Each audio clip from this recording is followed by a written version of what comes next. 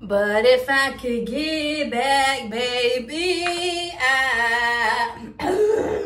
I went from singing Mariah the Scientist to listening like her. Anyways, y'all, it's the morning time. Good morning. Wait, my necklace. I hope everybody is having a nice week and has a nice weekend. So today I am continuing sharing my Black History notes, and today we're gonna talk about, or I'm gonna share my notes about Rodney King.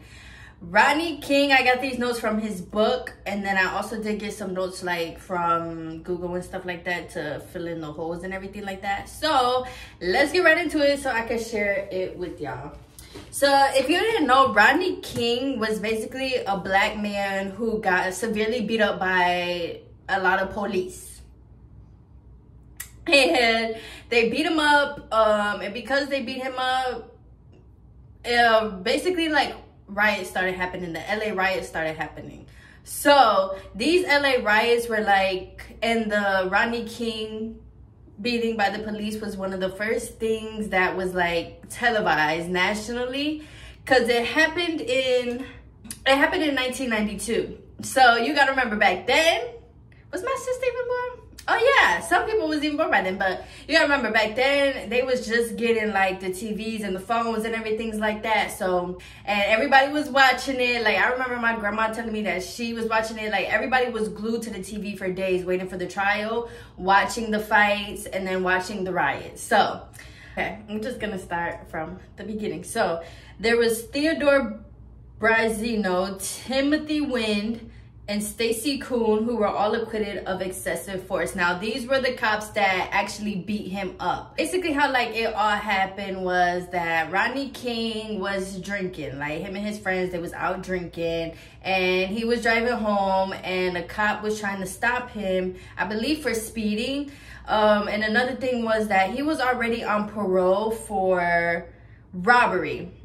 And so when they tried to pull him over for this speeding, mind you, he was drinking. He also had like a learning disability. So he was in the LDG, the learning disabled group, because he couldn't like focus a lot. And he was very slow to like reactions and things like that. So when these cops were like putting him over and stuff like that, he just kept going. It was an 8-mile chase. It was like 20 cops was like ended up following him on this high speed chase. And he did not pull over at first. For 8 miles, he did not pull over. Now, at the end, once he did pull over, he was very slow to listening and to understanding what the cops were saying. He was very slow to getting out of the car. He, like I said, he was drunk. He didn't really know too much about what was going on. There really is no reason as to why they beat him up. As we all know, it really was just racism and like, what's it called? Abuse of power. They were in power. They stopped this guy. You know, it was an 8-mile chase. They were agitated. They were mad as hell. It was late at night. And like I said, back then, they didn't have phones and stuff. So when cops would beat people up, it would just be that, and they would call it a day. So they beat him up because he was slow, like he was slow to listen, and that was pissing them off. It started off that, you know, they were telling him to get out the car, get out the car. He wasn't really listening. He didn't know what they were saying. So they ended up tasing him. Now, once they tased him, like, I don't know how tasing feels. So, like, I don't know. But, you know, once you kind of get tased, it's like, wait, hold up a minute. So, during the fight or whatever, after they tased him and everything, there was a neighbor across the street. He had this brand new camera. He decided to pull it out. He had it, like, in the front of his window so it could be shown outside. I don't know why. Why do y'all be having cameras to watch outside? But yeah, so the neighbor across the street had a camera. He decided to video record it because he was playing around with his camera, the new camera. He was video recording it, and basically that's how everybody really found out about the fight, because when they were finding the police reports and everything like that, they was trying to downplay the fight, just saying like, oh, he just had cuts and bruises. We beat him up because he was trying to come for us. When in reality, one of the cops had told King, like, you better run. Like, wait, let me get the real quote. Basically, they told him that they were gonna kill him, so he might as well run. And of course, they were saying like the N-word and stuff like that. And Rodney King, like I said, he's drunk, tased, like he starts running, but apparently he starts running towards the cop. After that, you know, they beat him up. I didn't mean to say beat his ass. So let me go through my notes now. Another thing about these cops, that at the end they ended up finding out and realizing and going through all of their other reports, and they realized that these cops at this LA, what's it called, precinct, is that what it's called? I don't know. But they realized that these cops that had beat up Rodney King were also in a bunch of other situations. But then when they filed the reports, they were always downplaying it. And they realized that these cops were liars and this was not something new that they was doing. I just want to say that. Because that happens a lot. One of Rodney King's favorite things was fishing. Him and his brother used to fish, and I want to say that like after the riots and everything, his brothers his brother almost got killed by fishermen because they knew that was his brother. And you know, thankfully he did not get killed, but they did try to after the riots. The riots began on April 29, 1992 at 5 p.m. It lasted 6 days. There was 10.9 thousand arrests, 2.38 thousand people. Wait, how much people is that? 2.38 thousand. 2.38K. How many people is that? I don't know. But 2.38K people were injured. There was 11.1 thousand fires. And there was more than $1 billion worth of property that was destroyed. And there was a little bit over like 60 people who actually died. So one of the people that died, well, a couple of the people that died because of the riots was Ernesto Vera. But yes, he was at work. He ended up coming home, walking home. And they even said like, when he was walking home, he could see all the fire and the smoke that was coming from the riots. Because you got to remember, these people were angry. Once the tape came out and also the first verdict, all the cops were found not guilty. So these people were angry. They were rioting, destroying everything, putting everything on fire, killing random civilians. Like, this shit was bonkers, okay? So this guy, he was walking home and a gang beat him up and they ended up killing him. Then there was also Reginald Denny, who was a white guy. He ended up getting in the crossfire now. He was driving his truck. He was beaten. He had a concrete and cinder block slammed on his head. Somebody named Bobby Green Jr. rescued him. And Rodney King had said that he actually knew the company that Denny was driving trucks for. There was Fidel Lopez. He was robbed, had his head smashed. His forehead was open. He almost had to get his ear cut off. And Reverend Benny Newton helped.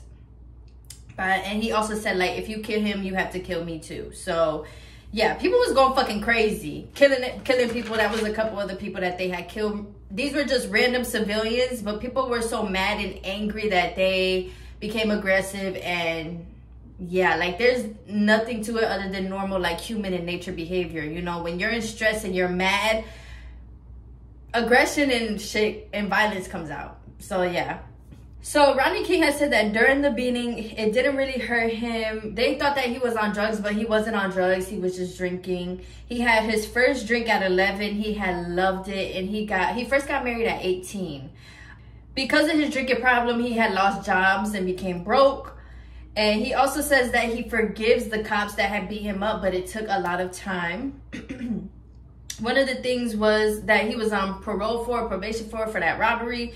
He actually went to jail on a falsified report for stealing. He pleaded guilty, so he served a 2-year sentence. And what's funny is he shared a cell, that 2-year sentence, with Ike Turner. So, like I was saying, he was followed by 21 to 27 policemen at one time on the highway. They had said he was drinking and looked dangerous. And when they had stopped him and they were starting to beat him up, the cops were going against each other. You have to remember, not every single cop was like beating him up or supported it. Some cops were like, no, that's not cool. Or some cops were trying to stop it once they kept beating him up, because they would beat him up. They was like kicking his head, kicking his stomach, stomping on him, tasing him, beating him with the batons. Like, there's the video. I'm not going to put it in mine, but if you want to watch the video, you can easily look it up. If you want to see the police reports, anything that I'm saying, you can easily look it up and go see. But it was brutal if you watch it. So yeah, but a couple of the cops did tell them, like, this is not cool. What are you doing? But they still let them do it because, like I said, abuse of power. So Stacey Koon, he was the one that tasered Rodney. And when people were like, the other cops were going against him, he was just like, I'm in charge. Back up. So once he did that, like, the cops basically fell back. He was in charge. And, you know, when you're a cop, you're still doing the job. You still have people you have to answer to. So, yeah. And so Stacey Koon has said that what happened was a managed and controlled use of force. Is the managed and controlled use of force in a room with us? Like I said, if you don't know about Rodney King, go watch the video. It was so sad. Like, what the fuck? You have no heart. Anyways, not about my opinion. And that he was following the policies of the Los Angeles Police Department and the training. He had tried to stop blows coming down, said he had minor injuries. So yeah, that's basically was Koon's excuse as to why he did it. And he basically was trying to say and play victim, like, oh, I was just doing my job. I was just following the policies. I didn't think it was that big a deal. So once the riots had started, he had said that his family was scared that he'd get blamed for the riots and end up getting the death penalty because of it. And the National Guard at the time did not have resources to stop the riots. That's why it went on for so long, and that's why, like, so much stuff was getting destroyed. They were basically destroying, like we saw with the Baltimore riots, their own communities. It was basically like that, but like worse. People were bringing guns to these riots because people have felt angry. They did not give a fuck. They did not care. Rodney King has said a statement. I don't know what he said. I did not write that down. But apparently after he said that statement, police had arrested 18,000 people. Where was you keeping these 18,000 people now? But hey. So President Bush, I don't know his first name. I don't know what his first name was. But President Bush at the time has said, to change the system, we must stand up against crime. And civil rights leaders were upset and mad at President Bush for not doing anything. They felt like he could have did more, but he literally was just sitting in that office having a grand old time kicking his feet up. I don't know why they expected him to do more. Anyways, not about my opinion. At the time, everyone was against each other. I think a lot of it too at the time was that a lot of people were also scared to see something like that on TV for one of the first times ever. You know, like now I feel like we're pretty much a little bit more desensitized, but back then, like, to really see that and to really be watching it live and continuing to, you gotta remember, this is on the news. They're showing these tapes over and over again. Like, you gotta understand that people were in fear. And when people aren't in fear, like I said, when they're mad, they get aggressive, they get violent, they don't know what to do. All of that, the good morals and stuff, it goes out of the fucking way, because now your brain is just like, I need to survive. We fighting or flighting. And a lot of people was fighting. So I feel like fear added on to already being mad, and seeing that shit just amplify like everything even more. Like I said, during this time, the whole nation was watching. So people knew that too. Everybody was calling each other, hey, you saw Rodney King, you see this going on, you see these riots going on. The whole nation is watching. Everybody's pissed, everybody's mad. But in LA, that's where the riots were mostly at. You know, nobody else was really rioting nowhere else. Like nowadays, people were rioting everywhere, protesting everywhere. Back then, I believe it was only in LA. Like I said, they had went to trial. Let me see if I had the date. I don't have the date, but basically, when they first had went to trial for this, like I said, the cops were found not guilty. But once the riots had started going on and they saw how like bad it was, Branzino was thinking to avoid riots, Well, he wanted to avoid the riots, basically. You know, basically these cops beat this man up, got exposed because they did not know that somebody was tape recording them. They had thought that they was going to get away with this just by saying, oh, he just had cuts and bruises. He was aggressive. He was running towards me. But then that neighbor said, I got something for your ass. Sent the tapes out, showed the tapes and stuff. Now these cops are like, oh shit. Shaking in their boots. Ooh, she's shaking the table. I know that's right. It's not a good day. Okay? Not back to that one. Shaking the table. So once these riots started going on, you got to remember too, these people was at these cops' houses, knew these cops' families. They were getting threatened, taunted, so they were scared too. So this cop here, Benzino, wanted to avoid riots, so he said that someone had to be guilty. The jury was unbalanced, and the trial opened February 5th, 1993, with someone named Judge Darius. I don't know who that is. But another thing is that the cops had showed off what they did. Okay. So the way that they had showed off what they did, basically, they were like, after they beat him up, you know, they got to bring him to the precinct or like to the hospital. But they had a 2-hour stop. Well, they took a 2-hour stop. After they beat this man up, this man is beaten, okay? And they took a 2-hour stop just so they could show other cops like, hey, look at what we did. Look at what we got in the back. We got this man that we beat up, this black man that we beat up. He's drunk. He's on drugs because they thought he was on drugs. Come and see what I did. So they had went to Foothill Station to have other cops see, and they left the hospital at 4:45, but they really had left at 3:30. So basically, these cops are liars. They basically lied this whole time until that tape came out, like I said. So Stone, it was Powell's lawyer. He has said that they didn't know that it was serious, but someone had to stay with him so that Rodney King basically didn't die.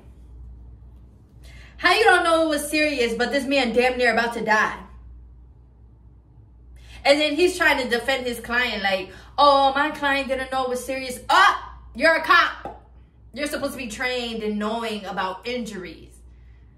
That's like somebody calling you for a domestic violence and you looking at the lady or the man and just being like, it's not that serious. Yes, it is. They just got beat the fuck up.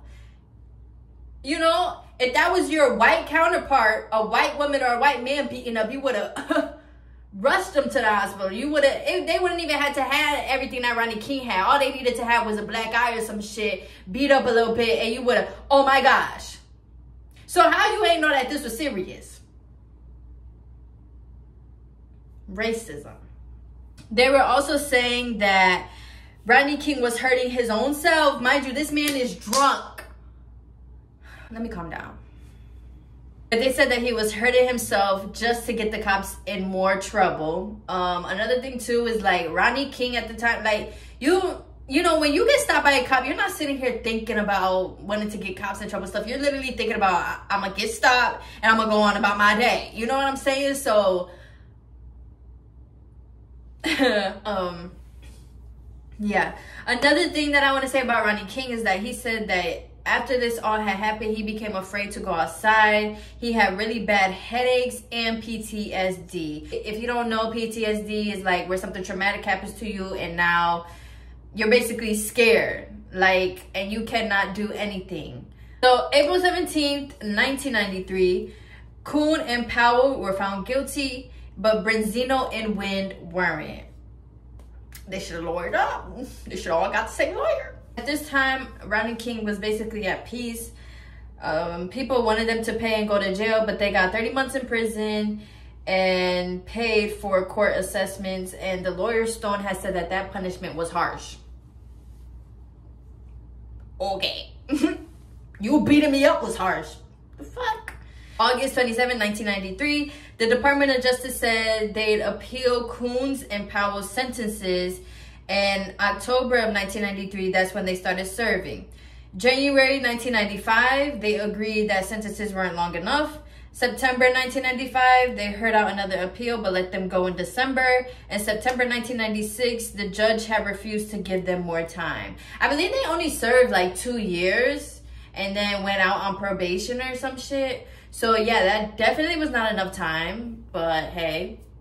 April 1991, they had a mayor called Tom Bradley, I believe. If it wasn't Tom, it was definitely Bradley. Mayor Bradley, he had launched the Christopher Commission, which said that Gates should step down. And that's when they found out that a lot of cops were using force and racist messages, but they would write police reports that they should make public. So that's what I was saying. Like, they ended up finding out that these police were really racist and already were doing things, but they would falsify the police reports. So, because, you know, police reports are public. They can't be out here saying what really happened.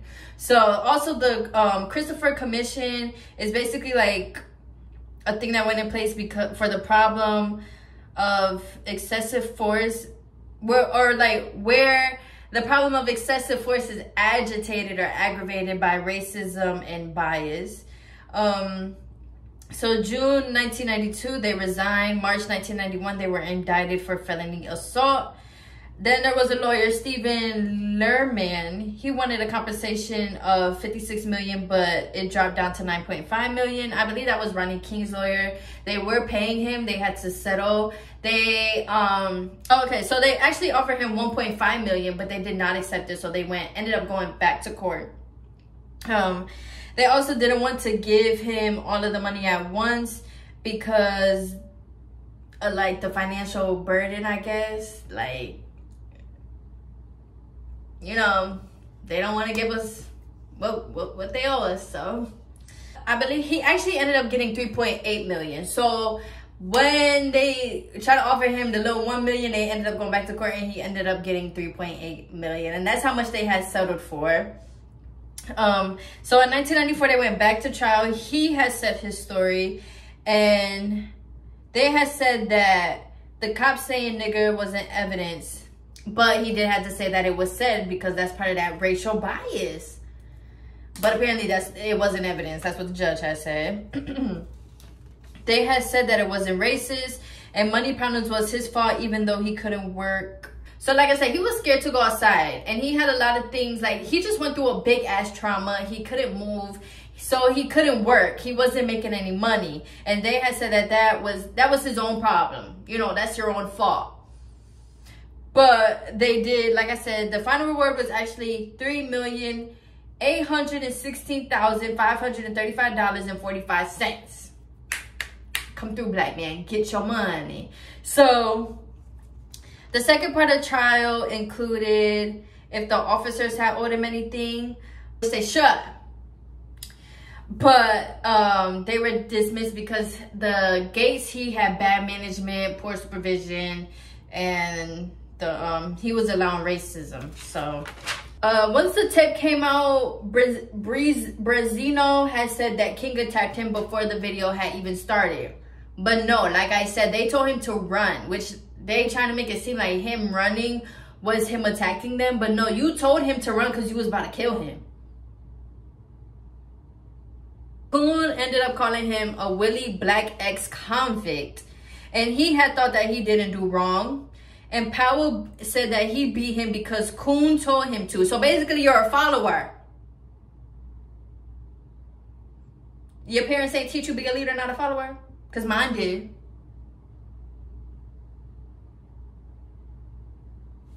So, yeah, he beat him because Coon said so, pero Brazino had said it was wrong.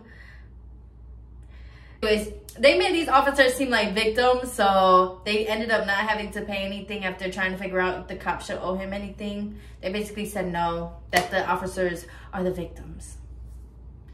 But you're the one that went through all that training, and you're the one that's the cop. And you're the one that have a gun, and a taser, and a baton, and handcuffs. Something smelling fishy. And it ain't me.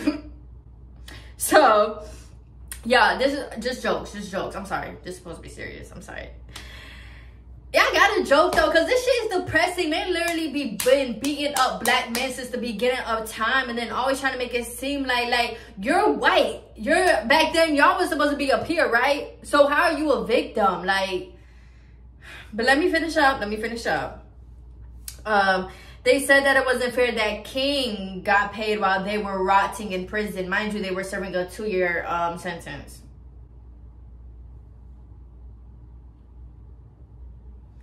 Honey. After that, King did have a lot of run-ins with police. Not saying that they did anything, but definitely more of like a taunting, harassing type of thing.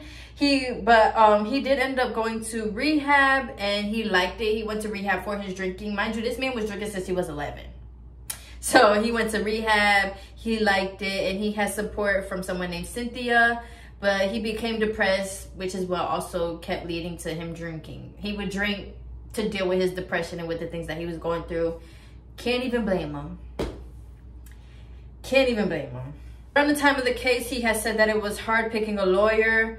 One dude wanted Bentley, but the mayor offered like $200K in cash. They had told him to take it, but people were calling him to tell him to take on the case and to go and tell his story, which is actually really important. I just want to say, I feel like telling your story, no matter the time or whatever, like, it's very important. Everybody deserves to tell their story, but in this case, for sure, honey, go tell your story. Shit, don't let these cops get away with that shit. And also at the same time, when these lawyers, the reason why it was hard picking a lawyer was because a lot of lawyers were messaging him and saying like, hey, I want to represent you, you should let me represent you. But you know, he didn't know too much about law and lawyers and who should I pick, which one should I go with. They were just trying to go with the most like, what's it called, experienced or the most knowledgeable. There were some lawyers that came to him, but they were like, no, because they well, one lawyer he wanted, but they wasn't experienced with that specialty. So yeah, that's why it was hard for him to pick a lawyer. After all this had happened, his dream was to own a record label. He wanted to raise black people's consciousness, and he wanted to be a producer. And he only talked to black media's mood. I promise y'all, I'm gonna be the same way. I'm gonna get interviewed by black people. What? So yeah, he only talked to black medias because it wasn't about the money either. He would only interview with them. He didn't want their money or nothing like that. He genuinely just wanted to live his dream and be a producer. After the beating had happened and he had to heal from it and learn from it and everything, he just wanted to continue to live his best life in terms of, he just wanted to live, and he just wanted to have that money that he was offered and bring it to something else. So that's also why he ended up owning a rap label called Straight Out to Pass Recordings. Of course, people was like shouting him out on songs, and rappers and stuff were talking to him. I just want to say that cops had appeared on shows and they would get paid about $25,000. Versus Rodney King, he got into better shape. He learned about our history and he went to counseling. Oh my gosh, that is an amazing way to turn your pain into more of a peace type of thing. So the last part of this video is that Rodney King also ended up boxing, I believe, 2 officers, or maybe just one. He was supposed to box, what's his name? Powell. They both had agreed to box each other, but Powell backed out. I wonder why. But then he ended up boxing Simon, I don't know how to pronounce the last name, but I'm gonna say Simon A. He ended up boxing him, he ended up fighting him, and he ended up winning that fight. So yeah, basically Rodney King was one of the first shown national things on television where a black man was getting beat up. Thank God that person was recording across the street on his camera, because these cops were really about to get away with that shit. And the LA riots were one of the, like, I don't want to say harsh riots, because I don't feel like they're harsh at all, but it was one of the biggest riots. Like, when I think of the LA riots, I think of Purge. Literally, like, that's all I can say. I think of Purge. That's how bad it was. And so if you have parents, grandparents, and you want to know more, you should definitely ask them, because they will remember. Everybody knows. Like I said, my grandma used to tell me they would watch it. It was pretty sad. And you know, my grandma was on the East Coast, so you have people up north, East Coast, South, everywhere watching everything going down in LA at this time. The cops and everything, they had the 2.5 years. That was basically it. To me, they still got away with it, but hey, nobody died, and Rodney King has made peace with it, and that's all that matters. He was the actual victim. And yeah, if you guys have any questions or you want to talk more, of course, drop it in the comments. Thank you guys for liking. Thank you guys for subscribing. Stay tuned. I'm going to keep on sharing my notes, y'all. And yeah, have a great weekend. Have a great day. And thank you guys for being here and learning with me and watching me tell you guys about Black history. So exciting. I love it. Yeah. Bye. And also, I just want to say, because I feel like everybody likes to come for Gen Z. I am part of Gen Z. I just want to say that rioting and protesting have been going on for a while, right? And I just have to say this. I just have to say it. I just have to say it. In 2020, when we were protesting and rioting again, all of the old people and everybody online was like, oh, rioting and protesting is not going to do nothing. It sure did here. Because of the riots and the protests, they brought them back to court. Granted, like I said, they only served 2.5 years, but it sure did do something, right? I just want to say, Generation Z, we here, okay? Let me tell you something, we here. Shit is not about to be the same no more, okay? We're smarter and we're better. Don't ever, I just want to say, don't ever fix your mind. You could think what you want to think, but don't ever come out to say that us Gen Zs, we should not be rioting and protesting, when that's all we know and when that's all that has gone through history. You feel like we shouldn't be rioting and protesting, then you show us what the fuck else we should do. I just wanted to say that, because everybody was getting on us, and rioting and protesting is sure do something. I just had to say that, because the 2020 me just had to say that right now.